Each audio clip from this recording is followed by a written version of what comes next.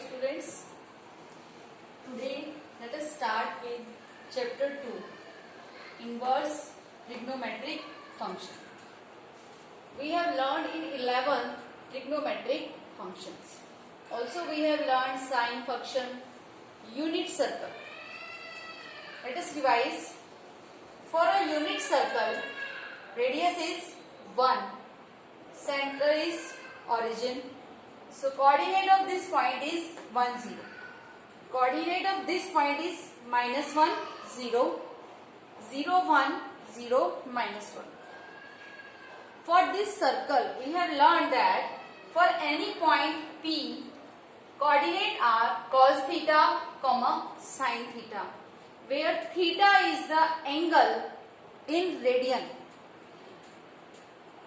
If we rotate like this, then it is theta. So its coordinates cos theta और sin theta. अब ये जो theta है इसकी वैल्यू यहां से 0 है, ये 90, 180, 270 और 360. बट 360 पर हमें रुकना नहीं है, हम इसको फिर से रोटेट करेंगे तो ये एंगल इंक्रीज होता जाएगा. ऐसा हमने 11th में पढ़ा है. एंगल हमारा 360 के बाद भी बढ़ सकता है, और अगर हम इसको क्लॉकवाइज रोटेट करें, जैसे घड़ी घूमती है, तो हम यहां से इस एंगल को -90 कहेंगे. यहां से ऐसे लिया तो ये एंगल +90 है. अब क्योंकि जब आप साइन फंक्शन पढ़ेंगे तो साइन थीटा की बात होगी. साइन थीटा, थीटा मतलब इनपुट. तो जब आप जो भी वैल्यू इनपुट में डालेंगे वो आपका कोई भी रियल नंबर हो सकता है. एग्जाम्पल, जैसे आपने लिया साइन 60. Sign 60 is √3/2. ये आपकी इनपुट है. तो साइन फंक्शन के लिए जो इनपुट है वही आपकी डोमेन है. तो इनपुट 60 डिग्री, इनपुट 70, 80, 90, 100, 1000, 2000, इवन ये एंगल -60 भी हो सकता है. ऐसा आपने पढ़ा हुआ है. तो कोई भी एंगल मतलब कोई भी रियल नंबर डिग्री, यहां पर हम इसको रेडियन में लेते हैं. यूनिट सर्कल में हम उसे डिग्री में भी पढ़ सकते हैं. इसको आप साइन π/3 भी कह सकते हैं. तो इसकी इनपुट मतलब कोई भी रियल नंबर, क्योंकि angle can have any real value. Angle आप बढ़ाते जाओ और वापस लोगे तो घटाते जाओ. आंसर आपका √3/2 आया. अब क्योंकि साइन थीटा यहां पर ये है ऑर्डिनेट, और साइन थीटा की वैल्यू 0 है, 1 है, फिर 0 है और -1 है. तो साइन थीटा की ज्यादा से ज्यादा वैल्यू 1 होगी और कम से कम वैल्यू -1. तो साइन थीटा का जो भी आंसर आएगा वो हमेशा -1 और 1 के बीच में आएगा. -1 भी आ सकता है, +1 भी आता है. साइन 90 +1 होता है. साइन 90, जब आपका थीटा 90 है तो इसका ये पीछे वाला पार्ट ऑर्डिनेट 1 है, और साइन में अगर आपने -90 लिया तो ये -1 होगा. तो ये साइन की डोमेन मतलब एंगल, और वो एंगल कोई भी रियल नंबर हो सकता है, और आंसर हमेशा -1, 1 के बीच में आएगा. इसलिए ये इसकी रेंज है. ये क्लोज फंक्शन है क्योंकि ये इंक्लूड है. अब ये साइन का ग्राफ मैंने ड्रॉ किया. आपकी एनसीईआरटी की बुक में ये ग्राफ है, आप इसको वहां से प्रॉपरली देख सकते हैं. ये पॉइंट 0 है. जब साइन की वैल्यू 0, इस लाइन पर हमने थीटा लिए हैं, एंगल जो यहां से इनपुट डलेगी ये x होगा आपका, और जो आंसर्स हैं वो y पर लिए गए हैं रेंज या कोडों में. ये 0 है. साइन 0, 0 होता है. जब आपने साइन में इनपुट 90 डाला तो आपका आंसर 1 आएगा. आप ये साइन का ग्राफ देख सकते हैं. जैसे अगर आपका साइन यहाँ 45 है तो इसका आंसर √2 के बराबर हो जाएगा. साइन 45 है तो 1/√2 के बराबर हो जाएगा. साइन 30 है तो आप देखेंगे वो 1/2 होगा.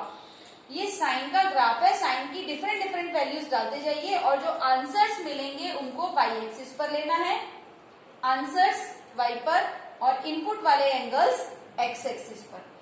इस साइन के ग्राफ में, इस यूनिट सर्कल में, और ये साइन फंक्शन ये हमने 11th में पढ़ा था, हमने रिवाइज कर लिया. अब इस फंक्शन में क्या है, जब आप साइन की वैल्यू 0 लेते हो तो भी आपका आंसर 0 आता है। साइन 0 लिया तो भी आंसर 0 आया, साइन पाई लेंगे तो भी 0, 2 पाई लेंगे तो भी 0। यूनिट सर्कल से भी देख सकते हैं, साइन मतलब ये पीछे वाली वैल्यू ऑर्डिनेट, ये 0 है, यहाँ भी 0 है। जब आपका एंगल 0 है तब भी ये 0 है, ऐसे रोटेट करके आपका एंगल 180 हो गया तब भी ये 0 है, पाई हो गया। फिर आगे जाएंगे 2 पाई फिर से 0 है, 3 पाई फिर से 0 है, 4 पाई फिर से 0 है। नीचे से आएंगे तो माइनस पाई पर 0 है। तो साइन की वैल्यू पाई, 2 पाई, माइनस पाई, 0, इन सभी पर वैल्यू 0 होती है। इस साइन फंक्शन को मैंने यहाँ दिखाया मैपिंग से। आप इनपुट में कोई भी रियल नंबर, कोई भी एंगल डाल सकते हैं, बट आप देख सकते हैं यहाँ पर बहुत सारे ऐसे एंगल्स हैं जिनको डालने से हमेशा आंसर 0 ही आ रहा है। और भी ऐसे कई हैं, 90 डालेंगे तो भी आंसर 1 आएगा। यहाँ डालेंगे आप 2 पाई में प्लस पाई बाय 2 करेंगे 5 पाई बाय 2 तो भी आपका आंसर 1 आएगा। यानी एक आंसर के लिए बहुत सारी इनपुट्स हैं। आप साइन में डिफरेंट ये वाली वैल्यूज डालेंगे तो आपका सेम आंसर आ रहा है। तो ऐसा करने से ये फंक्शन मैनी वन फंक्शन हो गया। ये ऑन टू है क्योंकि इसमें कहीं भी गैप नहीं है। जो ग्राफ है वो कॉन्टिन्यूअस है। -1 से 1 तक की सारी वैल्यू किसी ना किसी एंगल से जुड़ी हुई है। तो -1 से 1 तक की हर वैल्यू के लिए यहाँ पर आपको कोई ना कोई एंगल मिलेगा, इसलिए ये ऑन टू है। बट ये 1 नहीं है, मैनी वन है। अब जो फंक्शन 1 भी हो, ऑन टू भी हो, वही इनवर्स देता है। और हम इनवर्स ट्रिग्नोमेट्रिक फंक्शन की बात करते हैं तो साइन का इनवर्स तभी मिलेगा जब यहाँ पर ये फंक्शन 1 होगा। अगर ये 1 नहीं है तो इसका इनवर्स कैसे एग्जिस्ट करेगा। तो इसके इनवर्स को पढ़ने के लिए, उसकी स्टडी करने के लिए हमने क्या किया, इसकी जो इनपुट है उसको हमने डोमेन को रेस्ट्रिक्ट कर दिया। रेस्ट्रिक्ट कर दिया मतलब अब हम सिर्फ इसका ये वाला पार्ट ले रहे हैं, यहां तक। -1 से 1 तक की सारी वैल्यू इसमें आ गई। -1 से 1 तक की सारी वैल्यूज आ गई कब, जब आपने इनपुट -π/2 से π/2 लिया। तो जब आप डोमेन को यानी इनपुट को, इसकी इनपुट को -π/2 से π/2 लेंगे तो आपको आंसर में ये सारी वैल्यूज मिल रही हैं। आप ये वाला पार्ट भी ले सकते हैं, ये वाला पार्ट भी ले सकते हैं, ऐसे यहां से लेके यहां तक भी ले सकते हैं। बट ये वैल्यू हमने क्यों ली, क्योंकि जब हम पहला राउंड लेते हैं तो उसे प्रिंसिपल वैल्यूज बोलते हैं। तो -π/2 से +π/2 तक जब आप इनपुट डालते हैं इसको प्रिंसिपल वैल्यू ब्रांच भी कहा जाता है। अगर हम बाकी ग्राफ की बात ना करें, सिर्फ इस पार्ट की बात करें, सिर्फ ये वाला पार्ट, अब ये फंक्शन जो है अब ये 1 हो जाएगा।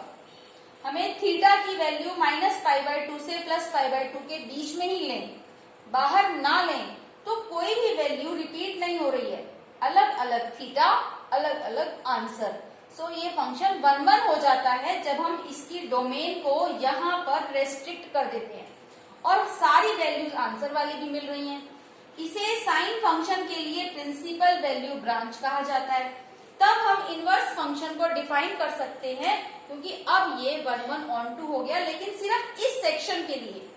तो साइन इनवर्स, अब इनवर्स का मतलब क्या होता है, ये आपकी डोमेन और ये इधर आपकी रेंज।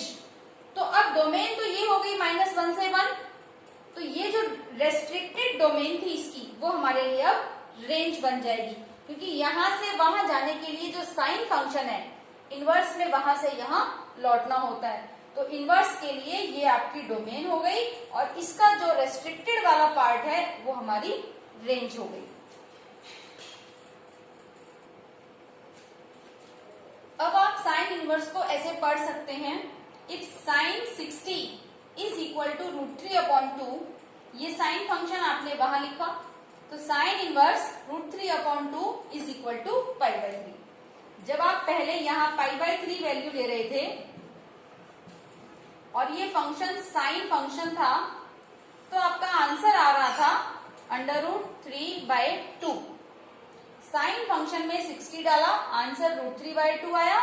अब यहां से वापस ये जाने का रास्ता था, ये आने का, ये साइन इनवर्स फंक्शन है। तो इनवर्स क्या करेगा, ये वाली वैल्यूज इनपुट होंगी और ये इसकी आउटपुट होगी। साइन इनवर्स के लिए ये आपकी डोमेन है और ये आपकी रेंज है।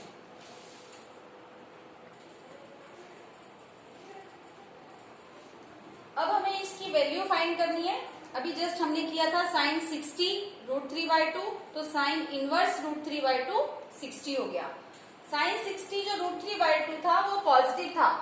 अगर साइन इनवर्स के साथ ये नंबर पॉजिटिव है तो पॉजिटिव वैल्यू का मतलब इसका जो आंसर थीटा में आएगा वो आपका फर्स्ट क्वाड्रेंट में है।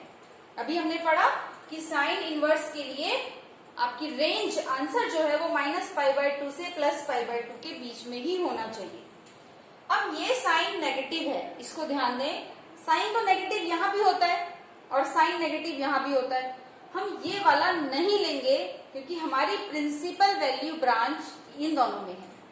जब भी साइन इनवर्स पॉजिटिव होगा तो आप यहाँ आंसर सर्च करेंगे, और अब जैसे यहाँ पर ये नेगेटिव है तो आप आंसर को फोर्थ क्वाड्रेंट में सर्च करेंगे। ये माइनस है, इसको बाहर निकाल सकते हैं। माइनस, इस प्रॉपर्टी की वजह से ये बाहर आ रहा है, माइनस साइन इनवर्स 1/2। अब हम जानते हैं साइन इनवर्स 1/2 कब होता है, 30 डिग्री पर। तो आंसर आ गया -π/6।